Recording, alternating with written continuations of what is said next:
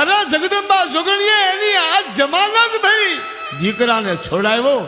કાળિયાનો હાથ પકડી કાળિયાને એના ઘર સુધી માં ચામુંડા મૂકવા અને પછી તો વીજળીના ઝબકારામાં અદ્રશ્ય થઈ ગયા. પછી તો એની ઘરવાળીને 3 રાતના બનાવની અરે પીરંગીઓની જમાનતની માંડીને બધી વાત કરી.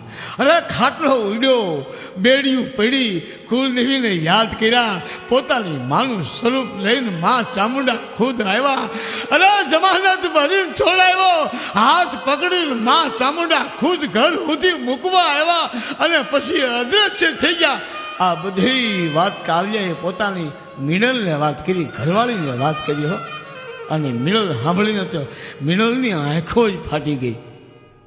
અરે રે, માએ મને દર્શન ન દીધા. હવે તમને કહું છું, આંખો ખોલો.